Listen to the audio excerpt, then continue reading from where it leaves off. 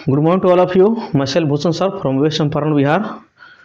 मैं उम्मीद करता हूं कि आप लोग बिल्कुल अच्छे होंगे, स्वस्थ होंगे, तंदुरुस्त होंगे। मैं भी आप लोग के बीच बिल्कुल अच्छा हूं, स्वस्थ हूं और तंदुरुस्त हूं। यदि आप मेरे चैनल पे नए हैं तो काइंडली रिक्वेस्ट है कि आप मेरे चैनल को सब्सक्राइब कीजिए और ज़्यादा से ज़्यादा लोगों के बीच में शेयर कीजिए, ताकि इस चैनल पे बहुत से सारे कॉम्पिटिटिव वीडियो डाला जाता है। जैसे अभी तक हमने मॉडर्न हिस्ट्री में 25 को पार्ट अपलोड कर चुका हूं और मैथ का भी बहुत से सारे वीडियो को मैंने अपलोड कर चुका हूं।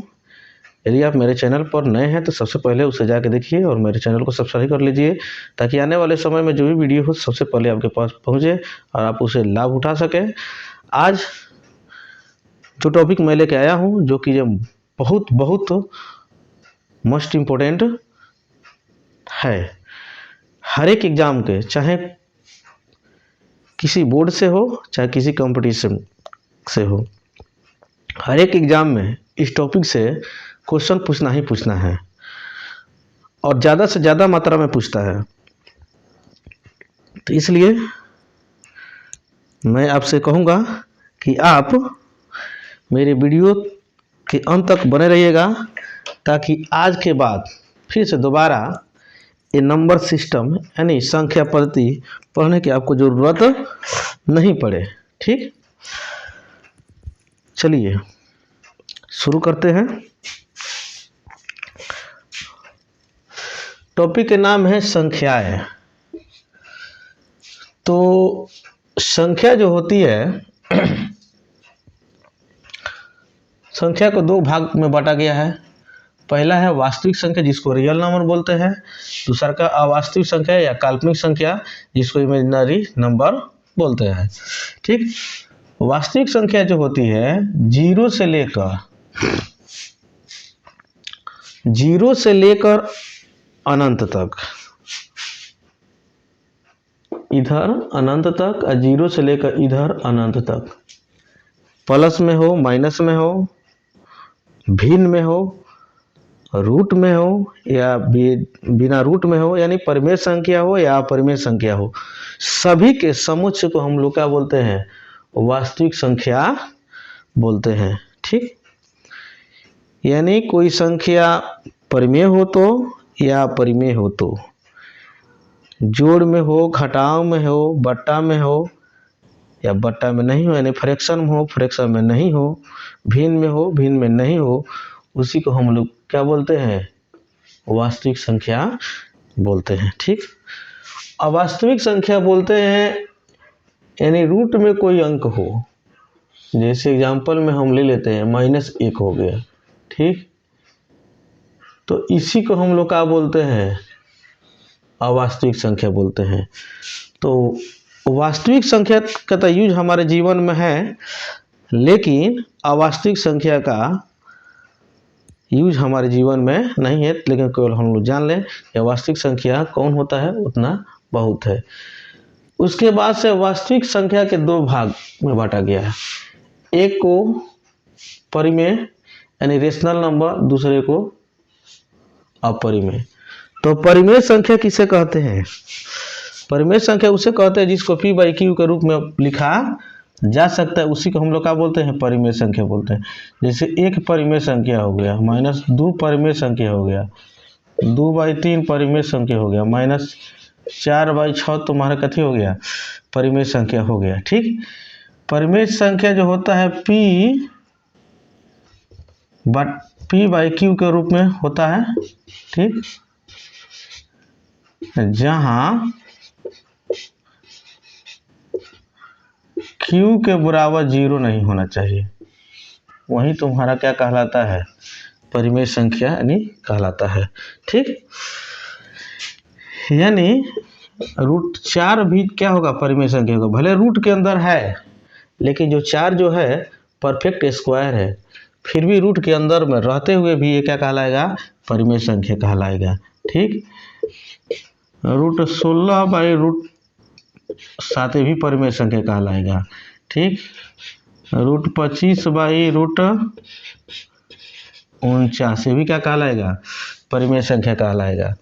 तो इससे हम लोग को समझ में आ गया जो रूट से भी मतलब नहीं है हम लोग, यदि कोई रूट के अंदर कोई अंक है, रूट के अंदर है और फ्रैक्शन में भी है और परफेक्ट स्क्वायर है, तो उसको हम लोग अपरिमेय संख्या ना कह करके परिमेय संख्या कहेंगे। ठीक,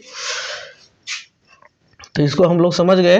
ये परिमेय संख्या किसे कहते हैं, जिसको p बाई क्यू के रूप में लिखा जा सकता है उसी को हम लोग क्या कहते हैं, परिमेय संख्या, जहाँ पर q बराबर नहीं होना चाहिए 0 का। ठीक, उसके बाद से क्या होता है, अपरिमेय संख्या। अपरिमेय संख्या उसे बोलते हैं जिसको p बाई क्यू के रूप में लिखा नहीं जा सकता है, साथ ही साथ वो रूट के अंदर में रहता है, यानी रूट 3 हो गया, रूट 2 हो गया और रूट 7 हो गया। ये जितना भी है, माने वैसे संख्या जो रूट में हो और उसका परफेक्ट स्क्वायर नहीं निकलता हो, तो क्या कहलाएगा, वो अपरिमेय संख्या कहलाएगा। ये किसी भी कोई भी ऐसे अंक नहीं है जिसका परफेक्ट स्क्वायर ये है, किसी का स्क्वायर ये नहीं है। ठीक है, इसलिए ये अपरिमेय संख्या कहलाएगा, यानी इरेशनल नंबर कहलाएगा। ठीक, एक मोस्ट इम्पोर्टेंट है जिसका नाम है पाई। क्या नाम है, पाई। पाई जो होता है अपरिमेय संख्या होता है, यानी इरेशनल नंबर होता है, लेकिन वही पाई के मान 22/7 क्या होता है, ये परिमेय संख्या कहलाता है। तो याद रखना है, क्योंकि ये बहुत बार पूछता है, अब बच्चा कंफ्यूज हो जाता है कि हमको कौन सा चूज करना है। तो पाई जो होता है, पाई का मान जो होता है परिमेय संख्या कहलाता है, लेकिन वही जो पाई जो होता है वो क्या कहलाता है, अपरिमेय संख्या कहलाता है, यानी इरेशनल नंबर कहलाता है। ठीक, उसके बाद से अपरिमेय जो संख्या होता है उसका 2 ठो भाग, 3 ठो भाग, 2 ठो भाग में बांटा गया है, एक पूर्णांक में और एक भिन्न में। ठीक, तो पूर्णांक किसे कहते हैं, यानी 0 से इधर 1 2 3 4 अनंत तक चले जाइए, 1 माइनस में 2 माइनस में 3 माइनस में 4 अनंत तक चल जाएगा। ठीक, तो 0 से दाएं और 0 से बाएं प्लस माइनस में अनंत तक की संख्याओं के समूह जो क्या कहलाता है, पूर्णांक कहलाता है। ठीक, अब देखिए इसके अगले जो पार्ट है परिमेय संख्या के, जो क्या है, भिन्न यानी फ्रैक्शन। फ्रैक्शन यानी भिन्न, तो फ्रैक्शन को कितने भागों में बांटा गया है, 2 भागों में बांटा गया, एक दशमलव में, एक साधारण भिन्न में। तो साधारण दशमलव को मतलब समझिए रहे लो आप लोग, जैसे 0.4 हो गया, 0.5 हो गया, ये जो भी संख्या हो जो दशमलव में, वही हम लोग का कहलाता है दशमलव, यानी डेसिमल कहलाता है।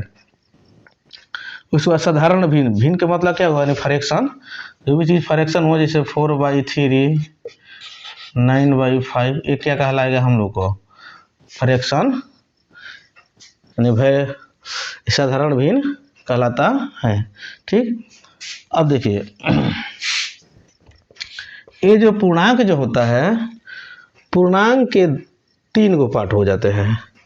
एक तो होते हैं ऋणात्मक पूर्णांक, जो कि यहाँ पर आप लोग देख पा रहे होंगे, इसको क्या बोलते हैं, ऋणात्मक पूर्णांक बोलते हैं। दूसरा बात से शून्य आता है, देखिए यहाँ पर है। तीसरा का इसका भाग होता है कौन, धनात्मक पूर्णांक होता है। ठीक, तो ऋणात्मक पूर्णांक जैसे मान लीजिए 1 हो गया, 2 हो गया, 3 हो गया, 4 हो गया, डॉट डॉट करके ये अनंत तक के संख्याओं के समूह को हम लोग क्या बोलेंगे, ऋणात्मक पूर्णांक बोलेंगे। ठीक, शून्य यानी 0 जो है वो हम लोग का कहलाएगा, ये बीच वाला हो गया। उसके बाद से धनात्मक पूर्णांक, तो धनात्मक पूर्णांक कौन हो जाता है, जैसे 1 हो गया, 2 हो गया, 3 हो गया, 4 हो गया, 5 हो गया, 6 हो गया, ये अनंत तक चला जाएगा। ये क्या कहने लगा, धनात्मक पूर्णांक कहलाने लगा। ठीक, उसके बाद से देखिए, अब उसके बाद से यहाँ पे हम लोग आते हैं, ये दशमलव जो होता है, दशमलव को दो भाग, एक रिपीटिंग डिसिमल होता है, एक नॉन रिपीटिंग डिसिमल होता है। तो रिपीटिंग डिसिमल क्या होता है, यानी कोई भी अंक क्या हो, बार बार रिपीट हो। जैसे हम लोग एग्जाम्पल में लेते हैं 0.6 ले लेते हैं, 6, तो इसको हम लोग क्या लिख सकते हैं, 0.6 लिख सकते। इस तरह बार जब दे देते हैं तो इससे समझ में आता है कि ये अंक क्या हुआ है, बार बार रिपीट हुआ है। जैसे मान लो 0.3 बार बार कर दिए, इस तरह डॉट डॉट दिखा दिया जाता है, यहाँ से डॉट डॉट। ठीक, यानी इसको हम लोग क्या लिख सकते हैं, 0.3 पर बार दे दें। ठीक, अब इसको जैसे हम लोग फ्रैक्शन भी इसको लिखना चाहेंगे तो क्या लिखेंगे, 0 जैसे ही बार हटता है तो यहाँ पर क्या आ जाएगा, इसका वैल्यू ख़त्म हो जाता है, यहाँ पर 3 बार के जगह पर जितने बार आएगा उतना 9 आ जाएगा, तो क्या जाएगा 3/9, यानी कट के हम लोग कितना आ जाएगा, 1/3 आ जाएगा। कितना आ जाएगा, 1/3 आ जाएगा। यानी इससे यह पता चल जाता है जो रिपीटिंग दो दशमलव जो होता है उसको p/q के रूप में लिखा जा सकता है। क्या, रिपीटिंग डिसिमल को हम लोग क्या कर सकते हैं, p/q के रूप में लिख सकते हैं। ठीक, लेकिन वही नॉन रिपीटिंग जो होता है, नॉन रिपीटिंग जैसे 0.414141 यहाँ पर 111, ठीक, 111। अब इसी तरह चलते जाएगा।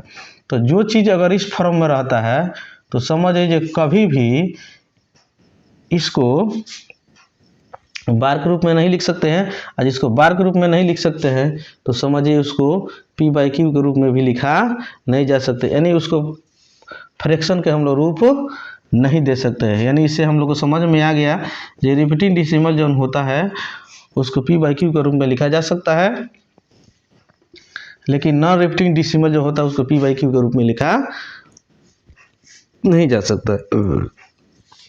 अब अगला देखिए, अभी ऋणात्मक पूर्णांक तो हम लोग समझ गए। अब देखिए शून्य, अब देखिए ये जो धनात्मक पूर्णांक जो होता है, ठीक, ये धनात्मक जो पूर्णांक होता है इसी को हम लोग प्राकृत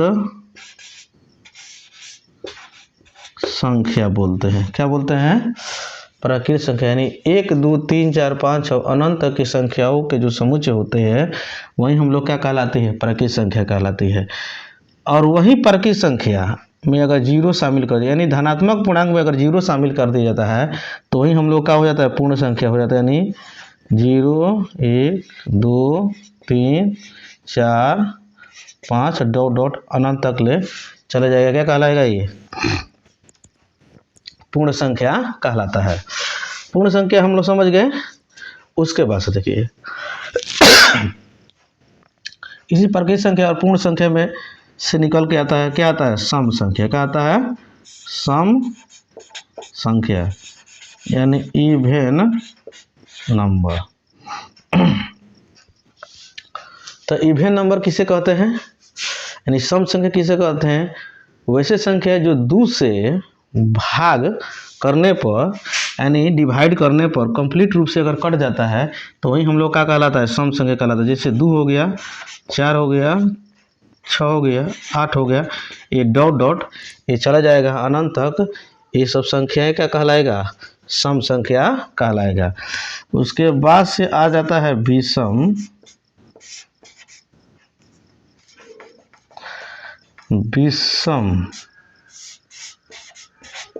विषम संख्या यानी ओड नंबर। ठीक, तो ओड नंबर जो होता है क्या कहलाता है, विषम संख्या उसे कहते हैं जो 2 से भाग करने पर कंप्लीट रूप से यदि नहीं करता है उसी को हम लोग क्या कहते हैं, विषम संख्या कहते हैं। जैसे 1 हो गया, 3 हो गया, 5 हो गया, 7 हो गया, ए डॉट डॉट ए अनंत तक ले चले जाएगा, ये क्या कहलाएगा, विषम संख्या कहलाता है। ठीक, उसके बाद से इसी प्रकृत संख्या से आके निकल के आता है अभाज्य संख्या। अभाज्य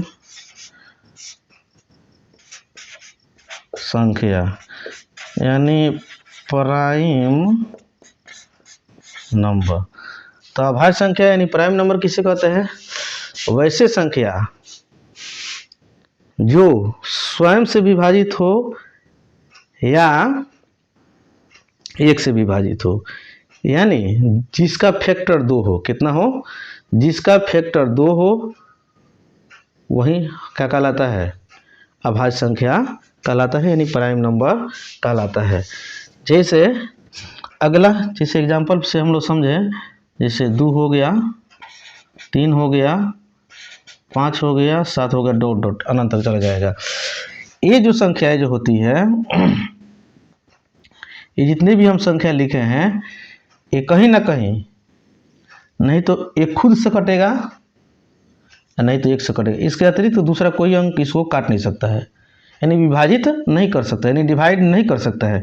इसीलिए इसको हम लोग क्या बोलेंगे? अभाज्य संख्या बोलते हैं। ठीक। उसके बाद से आता है क्या?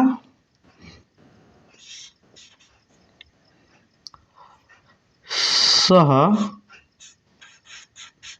अभाज्य संख्या, जिसको कोप्राइम नंबर बोलते हैं। तो सह अभाज्य संख्या किसे कहते हैं? कोप्राइम नंबर, यानी वैसी संख्या वैसे संख्या के जोड़ा होना चाहिए। क्या होना चाहिए? वैसे संख्या के जोड़ा हो जिसका मॉस यानी एचसीएफ 1 आता हो, वही हम लोग का कहलाता है सह अभाज्य संख्या कहलाता है। जैसे हो गया 2 हो गया, 3 हो गया, ठीक, 3 हो गया, 5 हो गया, 4 हो गया, 9 हो गया। ये जितने भी जोड़ा है, यदि इसका हम लोग मौसम निकालते हैं तो इसका आंसर कितना निकल के आएगा? इसका आंसर जो होता है 1 निकल कर आता है। ठीक, समझ में नो? तो ये बात सब अभाज्य संख्या हम लोग समझ गए। जिस अभाज्य संख्या कौन होता है? यानी जिसका मौसम निकाला जाए और मौसम निकालने पर कितना है आंसर? 1 निकल कर आता है, वही हम लोग के क्या कहलाता है? सह अभाज्य संख्या कहलाता है। उसके बाद से आता है जुड़वा अभाज्य संख्या। क्या आता है? जुड़वा अभाज्य संख्या। तो जुड़वा अभाज्य संख्या यानी ट्विन प्राइम नंबर। तो जुड़वा अभाज्य संख्या कौन कौन किसे कहते हैं? यानी अभाज्य संख्या के वैसे जोड़ा जिसका अंतर 2 हो। अभाज्य संख्या के वैसे जोड़ा जिसका अंतर 2 हो, वही क्या कहलाता है? जुड़वा अभाज्य संख्या कहलाता है। जैसे हम एग्जाम्पल में ले लेते हैं 3 और 5, ठीक, ये हम लोग का क्या कहलाएगा? जुड़वा अभाज्य संख्या कहलाएगा। जुड़वा अभाज्य संख्या जैसे 3 और 5 हो गया, ठीक। उसके बाद से मान लीजिए हम लोग को 7 9 आ गया, ये क्या कहलाएगा? जुड़वा अभाज्य संख्या। 11 और नहीं सॉरी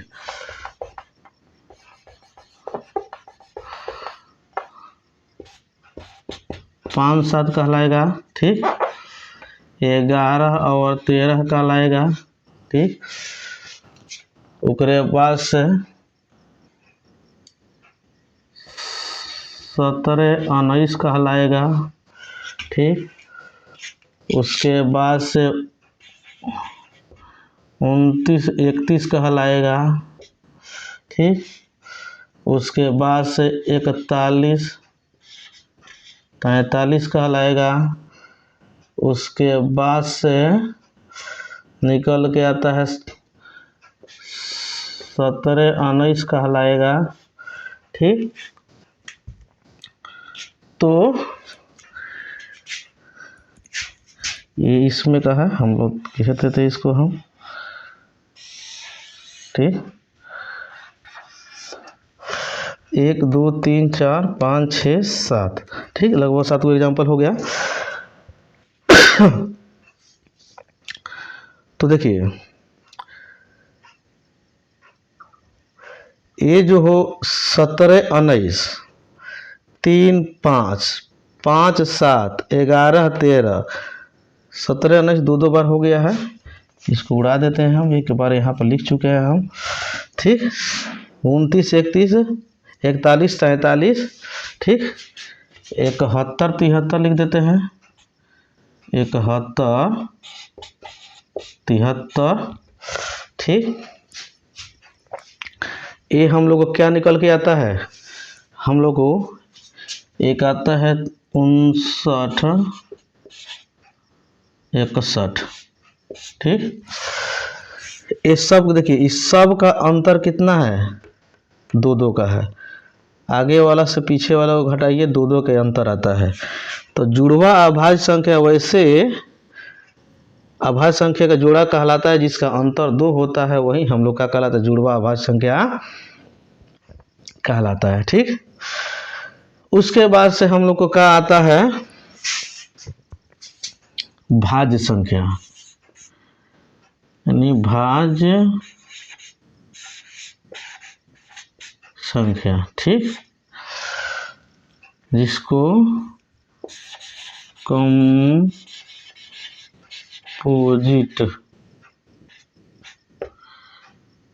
कंपोजिट नंबर बोलते हैं। ठीक, तो देखिए भाज्य संख्या उसे कहते हैं जिसका गुणनखंडन 2 से अधिक होता है, वही क्या कहलाता है, भाज्य संख्या कहलाता है। वैसे संख्या जिसका गुणनखंडन 2 से अधिक होता है, वही हम लोग का क्या कहलाता है, भाज्य संख्या कहलाता है। जैसे एग्जाम्पल से हम लोग ले, जैसे 4 हो गया, 6 हो गया ना, 9 हो गया, 10 हो गया, अनंत तक ही चला जाएगा। ये जितने भी संख्याएं हैं ये क्या कहलाता है, ये भाज्य संख्या कहलाता है। ठीक, इसका जो गुणनखंडन होता है 2 से अधिक होता है, यानी 4 जो है, पहला एग्जाम्पल ले, 4 को 1 भी इसको डिवाइड कर सकता है, 2 भी कर सकता है और 4 भी कर सकता है। तो 2 से जिसका अधिक गुणनखंडन हो गया तो किस में चला जाता है, भाज्य संख्या में। लेकिन जिसका केवल 2 ही गुणनखंडन हो तो क्या कहलाता है, अभाज्य संख्या में चला गया। ठीक, अब देखिए अगला फैक्ट हम लोग क्या निकल के आता है, यहीं पर हम घेर कर लिख देते हैं। 1 से 100 तक क्या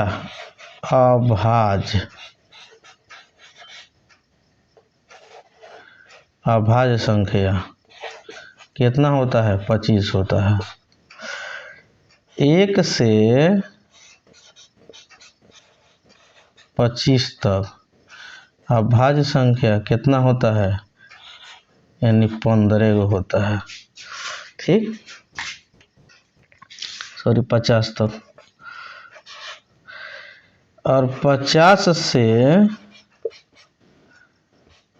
100 तक अभाज्य संख्या कितना होता है, यानी 10 होता है। यानी दोनों मिला कितना हो जाएगा, 100 हो जाए। ठीक, समझ में नो। अब देखिए, अब ये तो हो गया हम लोग का अभाज्य संख्या। तो भाज्य संख्या कितना होता है, तो भाज्य संख्या 1 से 100 के बीच कितना होता है, 74 होता है। तो आप कहिएगा जी 1 से 100 के बीच तो 25 तो हो गया अभाज्य संख्या, तो 75 नहीं होना चाहिए, 75 होना चाहिए क्या, भाज्य संख्या, लेकिन 75 नहीं 74 होता है। कितना होता है? 74। क्यों?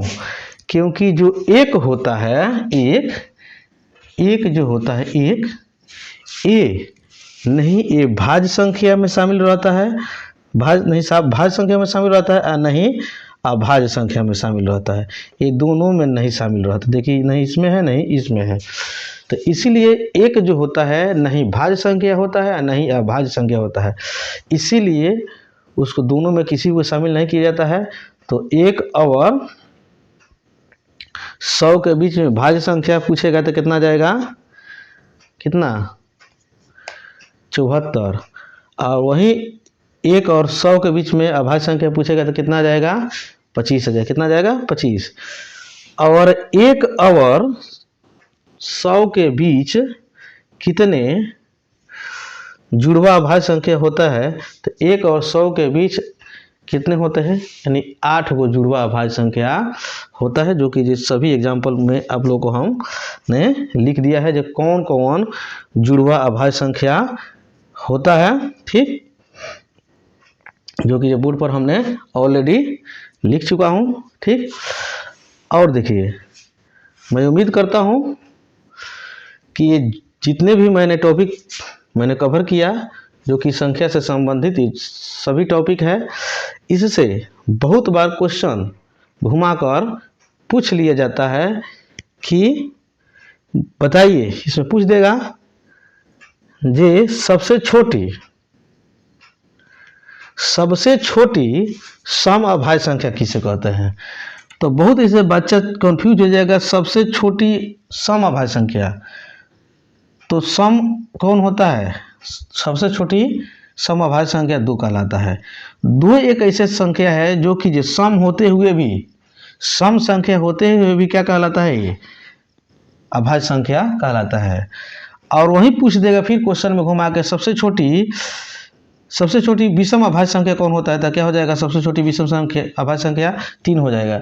लेकिन अगर बच्चा सम और विषम पर ध्यान नहीं दिया तो मार देगा किस पर? 2 पर, क्योंकि उसको ध्यान है सबसे छोटी जो अभाज्य संख्या होती है क्या होती है? 2 होती है। लेकिन उसमें पूछ देगा एग्जाम में ये सबसे छोटी क्या विषम अभाज्य संख्या कौन होती है? तो क्या लगाना पड़ेगा? 3, और सम पूछेगा तो 2। ठीक, क्वेश्चन यह भी पूछ सकता है सबसे छोटी सम अभाज्य संख्या और अभाज्य संख्या के अंतर कितना होता है, गुणनफल कितना होता है, ठीक, योगफल कितना होता है। सबसे छोटी विषम अभाज्य संख्या और भाज्य संख्या का योगफल कितना होता है, अंतर कितना होता है, गुणनफल कितना होता है, मौसा कितना होता है। तो ये सब बात हम लोग यदि जानकारी रहता है तो किसी प्रकार की दिक्कत नहीं। क्वेश्चन किसी तरह पूछेगा, घुमाकर हम लोग अपने आंसर तक सही सलामत पहुंचने की स्थिति में रहेंगे। यदि इतना अगर बात हम लोग को जानकारी नहीं रहता है तो समझिए बहुत से सारे क्वेश्चन हम लोग के सामने से छूट जाएगा। और ये एक ऐसा टॉपिक है जो कि